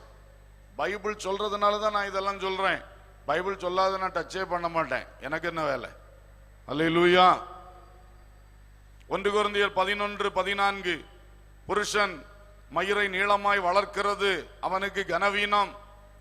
15ஆம் வசனம், ஸ்திரீ தன் மயிரை நீளமாய் வளர்க்கிறது அவளுக்கு மகிமை. தலைமயிர் அவளுக்கு முக்காடாக கொடுக்கப்பட்டிருக்கிறது. பைபிள் சொல்லுது புருஷர்கள் தங்கள் தலைமயிரை நீளமா செய்ய விடாதான், வளர்க்க கூடாது. ஸ்திரீகள் நீளமா வளர்க்கணும். முந்தின காலங்களில் நாங்க படிச்சது என்னன்னா, எல்லா தம்பிமாரும் கவனிச்சிங்க, தம்பி கவனிங்க எல்லாரும், இந்த முடி இருக்கே நெத்தியில வரக்கூடாது, கழுத்துல வரக்கூடாது, காதுக்கு மேல வரக்கூடாது. புரிஞ்சாச்சா? இதெல்லாம் தெரியும். எனக்கு ஊழியக்காரமாருக்கே சொல்லி கொடுத்து எனக்கு ஓஞ்சி போகுது. திருந்த மாட்டேங்கிறா. கேட்டா முடி வணங்கல்லன்னு சொல்றா. இந்த வணங்கா முடிய வெட்டி தள்ளிடணும். இல்லை நல்லா எண்ணெய் போட்டு அதை ஒழுங்கா அதை இருக்க வேண்டிய இடத்துல இருக்க வைக்கணும். சும்மா நெத்தியில இது பண்ணிங்கன்னா அதை வெட்டி தள்ளணும். அதுக்கு தான் குட்டையா வெட்டணும். நான் கூட முன்னாடி இப்படி தான் வச்சிருப்பேன். பிறகு இப்படி செய்ய ஆரம்பிச்ச பிறகு இப்ப தொந்தரவு. அது இப்ப இப்படி ஆயிட்டு, ஒரு தொந்தரவும் இல்லை. கர்த்தருக்கு ஸ்தோத்திரம். ஒழுங்கா இதெல்லாம் நீங்க கவனிக்கணும். பைபிள் சொல்லுது. நம்ம முன்னோர்கள் அதெல்லாம் நம்ம படிச்சு தந்தாங்க. இன்னைக்கு உள்ள தலைமுறைக்கு இது ஒன்றும் தெரியாது, இஷ்டத்துக்கு போகுது. சீஷர்கள் கவனமா இருக்கணும். அது மாதிரி பெண்கள் முடிய என்ன செய்யணும், நீளமா வளர்க்கணும்னு சொல்லியிருக்கு. பரட்டையா போட்டு வரக்கூடாது. ஒழுங்கா சீவி ஒழுங்கா கட்டி அதை கரெக்டா வச்சிருக்கணும். ஹேரை கட் பண்றது, அதுல டிசைன் பண்றது, இந்த வேலைகள்லாம் இருக்கக்கூடாது. கர்த்தருக்கு ஸ்தோத்திரம். சரி, அப்புறம் 1 தீமோத்தேயு 2:9-10, 1 பேதுரு 3:3-4 ரெண்டுலையும் சொல்லுது மயிரை பின்னுதல் வேண்டாம் அப்படிங்குது. முடியிலே பல என்ன சொல்லுது பின்னல் வேலைகள், அப்படி எல்லாம் நீங்க செய்ய வேண்டாம் அப்படின்னு பைபிள் சொல்லுது. பின்னல் வேலைகள். 1 கொரிந்தியர் 11:5 சொல்லுகிறது, ஸ்திரீகள் ஜெபம் பண்ணும் பொழுதும் தீர்க்க தரிசனம் சொல்லும் பொழுதும் முக்காடு போட்டிருக்க வேண்டும். முக்காடு துணி எடுத்து தலையில போத்திக்கிறது. பெண்கள் அப்படி செய்திருக்க வேண்டும். இதுக்கு தான் சொல்றாரு, சுபாவமே உங்களுக்கு போதிக்கிறது இல்லையா அப்படி கேட்கிறார். இதெல்லாம் நானா சொல்லி தரணும்? முடிக்கு ஒரு உபதேசம், ட்ரெஸ்ஸுக்கு ஒரு உபதேசம் எல்லாம் தேவையா? உங்களுக்கு சுபாவமே சொல்லலையா அப்படி கேட்கிறார். உண்மையாய் ஒரு சீஷன் தேவ வசனத்தை அதிகமாய் வாசித்து பரிசுத்தாவின் அபிஷேகம் பெற்று நடக்கும் போது பரிசுத்தாவியானுடைய அந்த வழிநடத்தலும் வசனத்தின் வழிநடத்தலும் இருந்தால் அவருக்கு இதெல்லாம் சொல்லிக் கொடுக்க வேண்டிய தேவையே இல்லை. அவர் தானாகவே தெரியும், ஐயோ இது செய்யக்கூடாது, இது ஒரு மாதிரி இருக்கே, இது செய்யக்கூடாது, தானாகவே வரும். கர்த்தருக்கு ஸ்தோத்திரம். அதனால இந்த மாதிரி காரியங்களை நீங்க நல்லா கவனித்து படிக்க வேண்டும். அடுத்தது ஃபேஷன்ஸ் ஆஃப் ஜுவல்லரி, நகைகள் விஷயம் பைபிள் சொல்லுது. 1 தீமோத்தேயு 2:9-10, பொன்னினாலும் முத்துக்களினாலும் நீங்கள் அது உங்களுக்கு அலங்காரமா இருக்க வேண்டாம். 1 பேதுரு 3:3-4, பொன் ஆபரணங்கள் அது உங்களுக்கு அதை வைத்து நீங்கள் அலங்கரிக்க வேண்டாம். இதுக்கு 1000 உபதேசங்கள். நகை போடலாம் என்று பழைய ஏற்பாட்டை கடைத்து எடுத்து அதிலிருந்து கண்டுபிடித்து போதித்து நகை கலத்தினவனை நகை போட வைத்து மகாபரிய சக்சஸ் என்று சில ஊழியக்காரர்கள் இருக்கிறார்கள். எப்படி கர்த்தர் கணக்கு கொடுப்பார்கள் என்று எனக்கு தெரியாது. தாழ்மையா சொல்லுகிறேன், நான் இந்த பைபிளை படித்த விதத்தில் இந்த புதிய ஏற்பாட்டில் இந்த 2 காரியம் சொல்லி இருக்குல்ல, அதை அப்படியே நம்ம ஃபாலோ பண்ணணும். அல்லேலூயா. ஏன்னா பழைய ஏற்பாட்டிலையும் ஆண்டவரா நகையை போட்டு விட்டாருன்னு எங்கேயுமே கிடையாது. மக்கள் போட்டுக்கொண்டார்கள், இஸ்ரவேலர்களும் போட்டிருந்தாங்க. ஒரு 2 எடுத்துக்காட்டு சொல்றேன். காது குத்து, காது குத்தி காதணி போடுறது எல்லாம் குத்தி இருக்கீங்கல்ல, கர்த்தருக்கு ஸ்தோத்திரம். இது எங்க இருந்து வந்தது? உபாகமம் 15:17. ஒருத்தனை அடிமையா விலைக்கு வாங்கினா வீட்டு வாசல் நிலக்காலில் கொண்டு விட்டுட்டு அவன் காதை அங்க வச்சுட்டு ஒரு குத்து போட்டுருவான். காதுல ஓட்ட போட்டாச்சுன்னா அர்த்தம் இவன் இன்னொருத்தனுக்கு அடிமை என்ற அர்த்தம். அந்த அடிமைத்தனத்தின் பழக்கம் இப்ப அலங்காரத்தின் பழக்கமா மாறி போச்சு. புரியுதா உங்களுக்கு? அடுத்து காதணி போடுறது, காதுல ஜிமிக்கி, கம்மல், தோடு, வேற என்னெல்லாம் பேர் இருக்கோ தெரியல எனக்கு. இதெல்லாம் போடுகிறது நியாயாதிபதிகள் 8:24 சொல்லுகிறது இஸ்மவேலருடைய பழக்கம். இஸ்மவேலர் தான் காதணி அணிவார். அதை இஸ்ரவேலர் பின்பற்றி கொண்டார்கள். இப்படி புறஜாதி ஜனங்களுடைய கலாச்சாரங்களை இவர்கள் ஒவ்வொன்றா தங்களிடத்து கற்றுக்கொண்டது. எகிப்துல போய் அதை படிச்சது. தேவன் ஒருத்தருக்கும் போட்டு விடல. அதுக்கெல்லாம் சில எக்ஸாம்பிள் கொண்டு வர பார்க்கிறாங்க. ஆண்டவர் சொன்னாரு, சவுல் உங்களுக்கு நல்ல ஆபரணம் தரிச்சான்னு ஆண்டவரை சொன்னாரு அப்படின்னு. வழக்க சொல்லை தேவன் சொல்லுவார், ஓமைகளை அவர் சொல்லி இருக்கிறார், அது வேற. அவராக போட்டு விடவும் இல்லை, போட சொல்லவும் இல்லை. பைபிள் தெளிவா சொல்லுது, இது இந்த அலங்காரம் உங்களுக்கு வேண்டான்னு தான் மிக தெளிவா சொல்லி இருக்கு. இதுக்கு மேல நீங்க எதை பின்பற்ற உங்களுக்கு விருப்பமோ அதை யோசிங்க. ஆனா சீஷர்கள் என்றால் பைபிள் சொல்லுது இந்த ஆடம்பரங்களும் இந்த அலங்காரங்களும் வேண்டாம், வேண்டாம், அதை விட்டு வேறுபடுங்கள். சீஷருக்கு பைபிள் சொல்லுது. அல்லேலூயா, ஸ்தோத்திரம். அப்புறம் அழகு படுத்துறது, ஃபேஷன்ஸ் ஆஃப் பியூட்டி, அழகுபடுத்துறது. இன்னைக்கு அது ரொம்ப பயங்கரமா போயிட்டு இருக்கு. அப்படிப்பட்டவர்கள்லாம் ஏசாயா தீர்க்க தரிசனம் 3ஆம் அதிகாரம் 16 தொடங்கி 24 வரைக்கும் உள்ள வசனங்களை பொறுமையா வாசிக்கணும். உலகத்தார், பாபிலோன் குமாரத்திகள், எகிப்தின் குமாரத்திகள் என்னதான் அலங்கரிச்சுட்டு போட்டு, ஆனால் சியோன் குமாரத்தியே நீ இப்படி எல்லாம் செய்யாத என்று ஏசாயா தீர்க்கதரிசியை கொண்டு மிக தெளிவா எழுதி இருக்கிறார். நிறைய காஸ்மெட்டிக்ஸ் லிஸ்ட் கொடுத்திருக்கிறார். அலங்கார சாதனங்களுடைய பட்டியலே அதுல கொடுத்திருக்கிறார். இன்றைக்கு இவைகளை எல்லாம் விட்டு நாம் விலகணும். அதுக்கே எவ்வளவு செலவு, அதுக்கே எவ்வளவு நேரம். அது தோல் சருமத்தை கெடுக்கிறது. உள்ள இருக்கிற கெட்ட கழிவுகள் தோல் உடைய ஓட்டைகள் வழியாய் வெளியே வர்றதை தடை பண்றது. பல தீமைகள் அதில் இருக்கிறது. கர்த்தரும் அதை விரும்பவில்லை. இன்னும் சில பாருங்க, பிளாஸ்டிக் சர்ஜரி பண்ணி முகரூபத்தை மாற்றிக் கொள்ளுகிறார்கள். சிலருக்கு பாவம் தீக்காயங்கள் பட்டு ஆசிட் ஊத்தப்பட்டெல்லாம் இதானப்போ அவங்க முகத்துக்கு சீரமைக்கிறதுக்கு செய்யறாங்க. அதையே ஒத்துக்கொள்ளலாம். ஆனா வேணும்னே ஆண்டவர் கொடுத்த ரூபம் சரியில்லையா, இவங்க அதை காசு இருக்கிறதுனால அப்படி பண்ணிக்கிட்டே இருக்கிறார்கள். என்னென்னமோ பண்ணுகிறார்கள். இன்றைக்கு ஹார்மோன்ஸ் இன்ஜெக்ட் பண்றாங்க. பாட்டு நல்லா வரணும்னு ஆண்கள் பெண்களுக்குரிய ஹார்மோன்ஸ் உள்ள இன்ஜெக்ட் பண்றாங்க. எல்லாம் எங்கெங்கயோ போகுது. சிருஷ்டிகருடைய சிருஷ்டிப்பின் கிரியையில இவன் பூந்து விளையாடுறான். சரியில்லை. லேவியர் 19:28 சொல்லுகிறது, அடையாளமான எழுத்துக்களை உங்கள் மேல் குத்தி கொள்ளாமலும் இருங்கள். பச்சை குத்து இப்ப அது ரொம்ப ஃபேஷன். டாட்டூஸ் எங்க போனாலும், ஏர்போர்ட்ல கூட வச்சிருக்கான். யாத்திரை போறதுக்கு இடையில ஒரு டாட்டூ போட்டுறணுமா, போய் பச்சை குத்திடணுமா. விதவிதமான அடையாளங்களையும் படங்களையும் தங்கள் சரீரத்திலே வரைந்து கொள்ளுகிறார்கள். சீஷர்களுக்கு ஆண்டவர் சொல்ல, நீ அதை செய்யாதே என்று சொல்லுகிறார். சரி, இப்படி உலகத்தின் வேஷங்கள் நிறைய இருக்கிறது. பைபிள் சொல்லாத காரியங்களை விட்டு விலகணும். திரும்பவும் சொல்லுகிறேன், நான் உலகத்தான் அல்லாத போல நீங்கள் உலகத்தார் அல்ல. அதனாலதான் ஆண்டவர் இந்த காரியங்களை நம்மகிட்ட எதிர்பார்க்கிறார். உலகத்தால் கரைபடாதபடிக்கு உங்கள் ஆத்மாக்களை காத்துக்கொள்ளுங்கள்.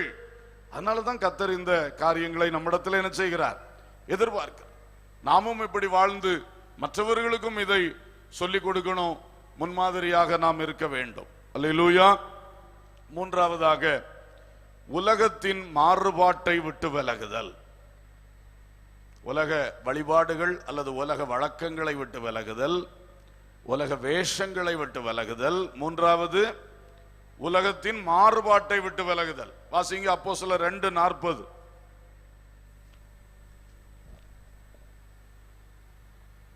இன்னும் அநேக வார்த்தைகளாலும் சாட்சி கூறி மாறுபாடுள்ள இந்த சந்ததியை விட்டு விலகி உங்களை ரட்சித்துக் கொள்ளுங்கள் என்றும் புத்தி சொன்னான். மாறுபாடுள்ள இந்த சந்ததியை விட்டு விலகி உங்களை என்ன செய்து கொள்ளுங்கள்? ரட்சித்துக் கொள்ளுங்கள். இந்த சந்ததி மாறுபாடு உள்ளது. என்ன மாறுபாடு? தேவ வசனத்துக்கு மாறுபட்ட வாழ்க்கை, தேவ சித்தத்துக்கு மாறுபட்ட வாழ்க்கை, தேவன் வைத்த ஒழுங்குகளுக்கு மாறுபட்ட வாழ்க்கை. அதனால இந்த சந்ததி மாறுபாடுள்ள இந்த சந்ததியை விட்டு விலகி உங்களை என்ன செய்து கொள்ளுங்கள்? ரட்சித்துக் கொள்ளுங்கள். பிலிப்பியர் 2:15 சொல்லுகிறது, கோணலும் மாறுபாடுமான சந்ததியின் நடுவிலே குற்றமற்றவர்களும் கபடற்றவர்களும் தேவனுடைய மாசற்ற பிள்ளைகளுமா இருக்கும்படிக்கு என்று சொல்லுகிறது. அங்கேயும் சொல்லியிருக்கு, இது மாறுபட்ட ஒரு சந்ததி. ஆகையினால இதன் நடுவில் நீங்கள் குற்றமற்றவர்களா இருக்க வேண்டும், கபடற்றவர்களா இருக்க வேண்டும், தேவனுடைய மாசற்ற பிள்ளைகளா இருக்கணும். அப்ப இப்படிப்பட்ட மாறுபாடுகளுக்கு நாம விலகி இருக்கணும். பொதுவா சொன்னேன்னா, முதல்ல வேத வசனம் என்ன சொல்லுதோ அதுக்கு மாறான கிரியைகள், மாறான வாழ்க்கை முறைகள், அதுதான் மாறுபாடு. அதை விட்டு வேறுபடணும். அடுத்தது, ஏற்கனவே நான் சொன்னேன் பாத்தீங்களா, சுபாவத்துக்கு மாறுபட்ட வாழ்க்கை முறை. ஒரு நேச்சர் ஆண்டவர் நமக்குள்ள வச்சிருக்கிறார், காட்ஸ் நேச்சர். அந்த கிறிஸ்துவின் சுபாவம் அல்ல தெய்வ சுபாவம், அதை மனிதன் இழந்துட்டான். மண்ணுக்குரியவன் ஜென்ம சுபாவமா இருக்கிறான். இப்ப மறுபடி அதை மீட்டெடுத்து கிறிஸ்துவின் சுபாவத்தை, சாயலை நமக்குள் கொண்டு வருவதுதான் தேவனுடைய ஒரு பெரிய பணி. ஆகையினால அந்த சுபாவம் அதுதான் சரியான சுபாவம். மற்றது மண்ணுக்குரிய சுபாவம் தெய்வ சுபாவத்துக்கு மாறுபட்ட சுபாவம். ஆகவே நான் ஏற்கனவே சொன்னேன், 1 கொரிந்தியர் 11:5, சுபாவமே உங்களுக்கு போதிக்கிறது இல்லையா அப்படின்னு கேட்கிறார். இதெல்லாம் நான் வசனத்துல தான் எழுதணுமா, ஏன் உங்களுக்கு சுபாவமே இதை போதிக்கிறது இல்லையா அப்படின்னு சொல்லி கேட்கிறார். ரோமர் 1:26, சுபாவ அனுபோகத்தை சுபாவத்துக்கு விரோதமான அனுபோகமாக மாற்றினார்கள். மனித உறவுகளுக்கு அடுத்த காரியங்களிலே என்ன செய்தார்கள்? ஆண்டவர் அனுமதித்த சுபாவ அனுபோகங்கள் உண்டு, அதையும் தலைகளா மாறுபாடா மாற்றி விட்டார்கள் என்று சொல்லுகிறார். எனவே அன்பானவர்களே, இப்படிப்பட்ட எந்த ஒரு மாறுபாடுகளை நாம் பின்பற்றி போகாமல் அவைகளை விட்டு விலக வேண்டும். அல்லேலூயா, கர்த்தருக்கு ஸ்தோத்திரம். நான்காவதாக, உலக சிநேகத்தை விடுதல். உலக சிநேகம், உலக வழிபாடு அல்லது வழக்கம், உலக வேஷம், உலக மாறுபாடு. அடுத்தது உலக என்னது? உலக சிநேகம். அல்லேலூயா, உலக சிநேகம். யாக்கோபு 4:4 வாசிங்க. விபசாரரே விபசாரிகளே, உலக சிநேகம் தேவனுக்கு விரோதமான பகை என்று அறியீர்களா? ஆகையால் உலகத்துக்கு சிநேகிதனாய் இருக்க விரும்புகிறவன் தேவனுக்கு பகைஞனாகிறான். கடினமான வார்த்தை பயன்படுத்தப்பட்டிருக்கிறது. விபசாரரே விபசாரிகளேன்னு சொல்லியிருக்கு. ஆனா இது அந்த எழுத்தின்படியான விபசாரத்தை குறித்து சொன்னதா தெரியல. தேவனுக்கும் ஒரு பக்கம், உலகத்துக்கு ஒரு பக்கம், ரெண்டுக்கும் நீ வாழ்ற, கலப்படமா வாழுகிற, அதை பற்றி தான் இந்த வார்த்தை பயன்படுத்தப்பட்டிருக்குன்னு நான் நினைக்கிறேன். அங்க சொல்லியிருக்கு, நீ உலக சிநேகம் தேவனுக்கு விரோதமான பகை, அதை அறியீர்களா? உலகத்தை சிநேகிக்கிறவன் தேவனுக்கு பகைஞனாகிறான். ஏன்னா உலகத்தை உனக்கு ஆயத்த பூமியா தான் அன்று கொடுத்தார். இங்கே நீ நேசித்து அதை நேசித்து பற்றி கொண்டிருக்கும்படி மனுஷனே அதற்காக உனக்கு பூமியை கொடுக்கல. நீ ஆயத்தப்பட்டு பரலோகம் வரணும் என்கிறதுக்கு தான் உனக்கு பூமியை கொடுத்தார். எனவே உலக சிநேகம் என்பது தேவனுக்கு பிரியமில்லாத காரியம். உலகத்தை சிநேகிக்க கூடாது, தேவனை சிநேகிக்கணும், பரலோகத்தை சிநேகிக்கணும். அல்லேலூயா. 1 யோவான் 2:15 சொல்லுகிறது, உலகத்திலும் உலகத்தில் உள்ளவைகளிலும் அன்பு கூறாதிருங்கள். ஒருவன் உலகத்தில் அன்பு கூர்ந்தால் அவனிடத்தில் பிதாவின் அன்பு இல்லை. ரொம்ப தெளிவா எழுதியிருக்கு பாத்தீங்களா? உலகத்திலேயே அன்பு கூறக்கூடாதான், உலகத்தில் உள்ளவைகளிலும் என்ன செய்யக்கூடாதான், அன்பு கூறக்கூடாது. உலகத்துல கண்ணால காணக்கூடிய எந்த ஒரு பொருளின் மேலும் எந்த ஒரு விஷயத்தின் மூலம் என்ன செய்யக்கூடாதான், அன்பு கூறக்கூடாதான். நம்முடைய அன்பு இயேசுவின் மேல இருக்கணுமா, பரலோகத்துக்கு நேரா இருக்கணுமா.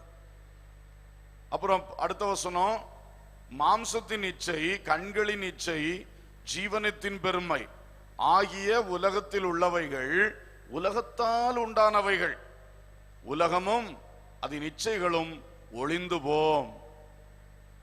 அப்போ உலகம் இன்னும் இங்க சொல்லி இருக்கிறது நான் சொன்னேனே, அந்த லௌகீகம். அந்த லௌகீக உலகம் மனுஷனுடைய உள்ளத்துக்குள்ள இருக்கு. பிரசங்கியில சொல்லி இருந்தல்ல, உலகத்தையும் அவன் உள்ளத்தில் வைத்தார்னு சொல்லிட்டு. இந்த உலகம்தான். இதுல 3 காரியம் இருக்கு: மாம்சத்தின் இச்சை, கண்களின் இச்சை, ஜீவனத்தின் பெருமை. இந்த 3ம் சேர்ந்த ஒரு லௌகீகம் மனுஷனுக்குள்ள ஏறி குடியேறிச்சுன்னா அதுக்கு பேரு தான் அவனுக்குள்ள உலகம் இருக்கு என்று அர்த்தம். இந்த உலகம் தான் மனுஷனை அழிக்கக்கூடிய உலகம், ஆத்மாவை நரகத்துக்கு கொண்டு போகக்கூடியது. ஆசை இச்சைகளினாலே, மாம்சத்தின் இச்சை. சாலமோன் எத்தனை கல்யாணம் பண்ணான், ஞானம் ஜாஸ்தி இருந்துச்சு, ஆனா மாம்சத்தின் இச்சையை ஜெயிக்கல. கடைசியில் அதுவே அவனுடைய வீழ்ச்சிக்கு காரணமா போயிருச்சு. சிம்சோன் விபசாரிகளை தேடி போனான். எவ்வளவு பெரிய அபிஷேகம் பெற்றவன், பரக்கரமான காரியங்களை செய்தவன், கடைசியில் அவன் வாழ்க்கை ரொம்ப தோல்வியா முடிஞ்சது. காரணம் இந்த உலகம் அவனுக்கு உள்ளத்துல ஏறினதுதான், மாம்ச இச்சை. அதுபோல கண்களின் இச்சை எத்தனையோ பேரை பாதிச்சிருக்கிறது. சிம்சோனும் அதுக்கு சொல்லலாம், என் கண்களுக்கு அவள் பிரியமானவள், அவளைத்தான் நான் கல்யாணம் பண்ணுவேன்னு பெற்றோர்கிட்ட அடம்பிடித்தான். கண்களின் இச்சை. தாவீது மாடியில உலாவிட்டு இருந்தான், கண்களின் இச்சையில் விழுந்தான். அதனால அவனுக்கு எவ்வளோ தீமைகளும் குடும்பத்துக்குள் மரணங்களும் நடந்தன. லோத்து, அவனுக்கு ஒரு கண்களின் இச்சை. சோதோமை பார்த்து அந்த செழிப்பு மேல ஆசை வைத்தான். இது எகிப்து தேசம் மாதிரி இருக்கு, கர்த்தருடைய தோட்டம் மாதிரி இருக்குன்னு சொல்லி அந்த சோதோமுடைய செழிப்பின் மேல ஆசை வச்சான். அதுவும் ஒரு கண்களின் இச்சை தான். அப்ப இந்த மாதிரிப்பட்டதுக்கு உள்ளத்துல இடம் கொடுக்கும் போது உலகத்துக்கு இடம் கொடுத்தவர்கள் தோல்வி அடைந்திருக்கிறார். ஜீவனத்தின் பெருமை, நேபுகாத்நேச்சார் பெருமை, சவுல் ராஜா பெருமை, விழுந்து போனார்கள். பாத்தீங்களா? இதுதான் இந்த மாதிரி ஐட்டம்ஸ் உள்ள ஏறி உட்காரும் போது உலகம் உள்ள குடிகொள்ளுகிறது. இந்த உலகத்தால் மனிதர்கள் அழிந்து போகிறார்கள். அதோடு சேர்ந்தது பண ஆசை. 1 தீமோத்தேயு 6:10-11 சொல்லுது, பண ஆசை எல்லா தீமைக்கும் வேறா இருக்கிறது. சிலர் இதை இச்சித்து வழி விலகி போனார்கள். நீயோ தேவனுடைய மனுஷனே, இவைகளை விட்டு விலகி ஓடு. விட்டு விலகி ஓடு. எதை விட்டு? பண ஆசை. பணம் தேவை, பணம் இருக்க வேண்டிய இடத்துல இருக்கணும், பணத்தை கைகரியம் செய்ய வேண்டிய விதத்துல கைகரியம் செய்யணும். ஆனா பணம் எப்போ மனசுக்குள்ள ஏறி உட்கார்றதோ அதுக்கு பேர் தான் பண ஆசை. பணம் உள்ளத்துக்குள்ள வரக்கூடாது. பணம் பணம் பணம் பணம் என்ற ஆசை வந்தாச்சுன்னா போச்சு, பண ஆசை. யூதாஸ் காரியோத் மகிமையான அப்போஸ்தலன் பட்டம் பெற்றவன், இயேசுவோடு கூட இருந்தவன், கடைசியில பண ஆசைனாலே விழுந்து போனான். அதே மாதிரி பொருளாசை. கேயாசி எலிசாவோடு கூட நின்றவன், 2 மடங்கு வல்லமை பெற்ற எலிசாவோடு கூட நின்ற பாக்கியம் பெற்றவன், கடைசியில பொருளாசை, நாகமானுடைய காணிக்கையின் மேல் ஆசை வைத்து பொருளாசைனாலே குஷ்டரோகியாக மாறி போனான். அப்ப இந்த ஆசைக்கு யாரெல்லாம் இடம் கொடுத்தாங்களோ, உலகத்துக்கு யாரெல்லாம் இடம் கொடுத்தாங்களோ, உலகத்தோட யாரெல்லாம் ஒட்டுனாங்களோ அவங்க எல்லாருமே விழுந்திருக்கிறாங்க. உலகத்தை ஜெயித்தவர்கள், உலகத்தை விட்டு விலகினவர்கள், குறிப்பா இந்த லௌகீகம் என்று சொல்லுகிற உலகத்தை விட்டு விலகினவர்கள் தான் ஜெயம் பெற்றிருக்கிறார்கள். அல்லேலூயா. யோசேப்பு மாம்சத்தின் இச்சையை ஜெயித்தவன், அவன் ஜெயம் பெற்றான். மோசே எகிப்தின் பொக்கிஷங்கள் மேல் ஆசைப்படாமல் இனிவரும் பலன் மேல் நம்பிக்கையாக இருந்தான். எபிரேயர் 11:24-25-26 சொல்லி இருக்கு. இவர்கள் ஜெயித்தார்கள். உலகத்துக்கு யார் இடம் கொடுக்கலையோ, உலகத்தை விட்டு யார் வேறுபட்டாங்களோ அவங்க எல்லாம் ஜெயித்திருக்காங்க. உலகத்தை விட்டு வேறுபடாத ஆட்கள் அத்தனை பேரும் தோற்று போயிருக்கிறார்கள். சொத்தாசை, மண்ணாசையும் அப்படிதான். பணாசை, பொருளாசை, சொத்தாசை. ஆகாப் ராஜா, அவனுக்கு எல்லா சொத்து இருக்கு. ஆனா அங்க நாபோத்துன்னு ஒருத்தனுக்கு ஒரு திராட்சை தோட்டம் இருக்கு. அதை பார்த்தோன்னு ஆசை, இது எனக்கு கீரை தோட்டமா மாத்தம். எப்படி? சொத்தாசை. உனக்கு இல்லையா ஆகாப்? நிறைய இருக்கு உனக்கு, இருந்தாலும் ஆசை உன்னை விடல. இப்படித்தான் இன்றைக்கு அநேகருக்கு சொத்து மேல ஆசை, பதவி ஆசை. அப்சலோம் பதவி ஆசையினாலே அழிந்து போனவன். அதோனியா பதவி ஆசையினால் அழிந்து போனவன். ஆசைகள் மனிதனை கொல்லுகிறது. கூட போஜன பிரியம், போஜன பிரியமும் ஆபத்தானதுதான். அதுவும் இந்த மாதிரி இதோட சேர்ந்தது. இப்படி மொத்தத்தில் சொன்னா உலகத்திலும் உலகத்தில் உள்ளவைகளிலும் அன்பு கூறாதிருங்கள். அல்லேலூயா. உலகத்துல கிடைக்கிறதெல்லாம் இன்பம், நமக்கு பரலோகத்துல கிடைக்கிறது பேரின்பம். ஆமென். இங்க கிடைக்கிறது சந்தோஷம், அங்க கிடைக்கிறது நித்திய மகிழ்ச்சி. அல்லேலூயா. அதை நினைச்சு அந்த நீண்ட கால பேரின்பத்தை அனுபவிக்க இந்த கொஞ்ச கால சிற்றின்பத்தை தள்ள வேண்டும். அப்படிதான் நம்ம ஜெயம் எடுக்கும். நம்ம உள்ளமெல்லாம் பரலோக வாஞ்சையால் நிரம்பணும், தெய்வீக சிந்தையால் நிரம்பணும், வசனத்தால் நிரம்பணும், பரிசுத்த ஆவியின் அபிஷேகத்தின் கிரியைகளால் நிரம்பணும். அப்பொழுது இந்த உலகத்தை விட்டு நாம் வேறுபட முடியும், உலகத்தை ஜெயிக்க முடியும். அல்லேலூயா. திரும்பவும் சொல்லி முடிக்கிறேன். இது எந்த உலகம்? பூமி உருண்டையாகிய உலகம் அல்ல, மானுட உலகமாகிய உலகம் அல்ல. இது மனிதனுக்குள் குடியேறுகின்ற லௌகீகமாகிய உலகம். அந்த உலகத்தை விட்டு விசுவாசியே, சீஷர்களே, உங்களை நீங்கள் வேறுபடுத்திக் கொள்ளுங்கள். அதான் உலகத்தை விட்டு விலகுதல். அல்லேலூயா. எல்லாரும் கண்களை மூடி தேவ சமூகத்திலே ஜெபிக்கலாம். இயேசுவின் பின்னே போக துணிந்தேன், இயேசுவின் பின்னே போக துணிந்தேன், இயேசுவின் பின்னே போக துணிந்தேன். பின்னோக்கி நான், பின்னோக்கி நான், பின்னோக்கி நான், பின்னோக்கி நான். சிலுவை என் முன்னே, உலகம் என் பின்னே, சிலுவை என் முன்னே, உலகம் என் பின்னே, சிலுவை என் முன்னே, உலகம் என் பின்னே. பின்னோக்கி நான், பின்னோக்கி நான், பின்னோக்கி நான், பின்னோக்கி நான். இயேசுவின் பின்னே போக துணிந்தேன், இயேசுவின் பின்னே போக துணிந்தேன், இயேசுவின் பின்னே போக துணிந்தேன். பின்னோக்கி நான், பின்னோக்கி நான், பின்னோக்கி நான், பின்னோக்கி நான். வருகை என் முன்னே, உலகம் என் பின்னே, வருகை என் முன்னே, உலகம் என் பின்னே, வருகை என் முன்னே, உலகம் என் பின்னே.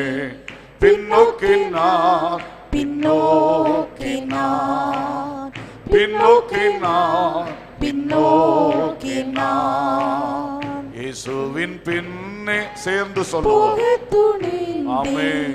இயேசுவின் பின்னே போக துணிந்தேன், இயேசுவின் பின்னே போக துணிந்தேன்.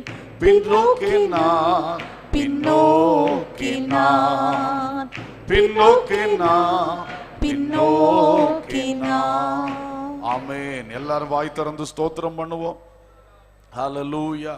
நல்லா ஸ்தோத்திரம் பண்ணுவோம் வாய் திறந்து. glory, hallelujah, praise the Lord, praise the Lord, praise the Lord, hallelujah, hallelujah, hallelujah. உலகத்தின் வழிபாடுகள், உலகத்தின் வழக்கங்கள் எது வசனத்துக்கு மாறானதோ, எது அவசியமற்றதோ அவைகளை விட்டு நாங்கள் விலகும்படியாய் எங்களுக்குள் அந்த ஞானம், விவேகம், அந்த கிருபை அருளி செய்வீராக.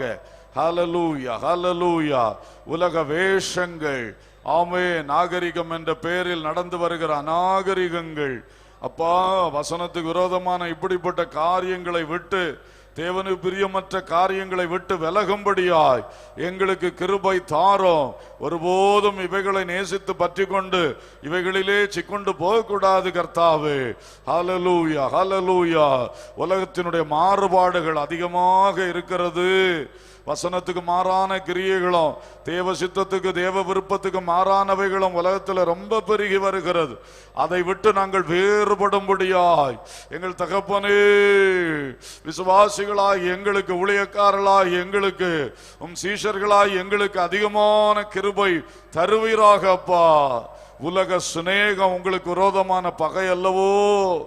நாங்கள் ஆண்டவரை அறிந்தும் அறியாமலும் எங்கேயோ உலகத்தை சிநேகித்து விடாதபடி, உலகத்திலும் உலகத்தில் உள்ளவைகளிலும் அன்பு கூர்ந்து விடாதபடி, ஓ ஆசா பாசம் ஆகும் குற்றிகள் கயருமாய் அறுத்து மாற்றுனே என்று பாடுவது போல நாங்கள் இந்த ஆசை இச்சைகளில் கட்டப்பட்டு கிடக்காமல் அவைகளை எல்லாம் மாற்றி, ஆமேன், அவைகளை விட்டு விலகி பரிசுத்தமாய் வாழ, பரலோக வாஞ்சையோடு வாழ, இயேசுவின் பின்னே மெய் சீடர்களாய் பின்தொடர, வருகை குறித்த தரிசனத்தோடு வாழ எங்களுக்கு உதவி செய்தருளும், உதவி செய்தருளும். ஹல்லேலூயா, ஹல்லேலூயா. அன்பு பிதாவே, இந்த வசனங்கள் எங்களுடைய உள்ளத்திலே பதியட்டும். இன்னும் இவைகளில் எங்களுக்கு வேண்டிய விளக்கங்களை தாரும், எங்களுக்கு வேண்டிய வழிகாட்டுதலை தாரும். ஒருபோதும் நாங்கள் உலகத்தை நேசிக்க கூடாது. நீர் உலகத்தார் அல்ல, அதே போல நாங்களும் உலகத்தார் அல்ல. உலகத்தால் கரைபடாதபடி எங்களை காத்துக்கொள்வதே மாசில்லாத தூய பக்தி. இந்த நல்ல அனுபவங்களை கண்முன் வைத்து ஆண்டவரே, தங்கள் மனசுக்கு மாம்சத்துக்கு விரும்பின வழியில் நடப்பதற்காக பைபிள் வசனங்களை எடுத்து தங்கள் மனம் போல கோர்த்து கட்டி அப்படி போதித்து உலகத்தை மனுஷர்களுடைய உள்ளத்துக்குள் ஏற்றி அவருடைய ஆவிக்குரிய ஜீவிய ஓட்டத்தை தடை பண்ணுகிற நிலைமைகள் மாறட்டும். மக்கள் விழிப்படையட்டும், மக்கள் உணர்வடையட்டும். மெய் சீஷர்கள், தேவனால் தெரிந்து கொள்ளப்பட்ட பிள்ளைகள் கண்டிப்பாக உலகத்தையும் அதன் ஆசை இச்சைகளையும் வெறுத்து தள்ளினவர்களாய், வேறுபட்டவர்களாய், பரிசுத்தம் அடைந்தவர்களாய், கிறிஸ்துவுக்குள் மகிமையான சாட்சிகளாய் பிரகாசிக்க உதவி செய்யும். சுடர்களை போல பிரகாசிக்கணும். இந்த கோணலும் மாறுபாடும் உள்ள சந்ததியின் நடுவிலே குற்றமற்றவர்களாய், கபடற்றவர்களாய், மாசற்றவர்களாய், தேவனுடைய பிள்ளைகளாய், ஆமேன், ஜீவ வசனத்தை சுடரை போல பிடித்துக் கொண்டு சுடர்களாய் பிரகாசிக்க உதவி செய்யுங்கப்பா. இந்த வசனங்கள் அநேகருக்கு பிரயோஜனப்பட உதவி செய்யுங்க. தொடர்ந்து உமது வார்த்தைகளை தந்து நடத்துங்க, ஆசீர்வதிங்க. துதி கனம் மகிமை உமக்கே செலுத்துகின்றோம். இயேசுவின் நாமத்தில் கேட்கிறோம் ஜீவனுள்ள பிதாவே, ஆமேன். என் ஆத்துமாவே கர்த்தரை ஸ்தோத்திரி, என் முழு உள்ளமே அவருடைய பரிசுத்த நாமத்தை ஸ்தோத்திரி. என் ஆத்துமாவே கர்த்தரை ஸ்தோத்திரி, அவர் செய்த சகல உபகாரங்களை மறவாதே.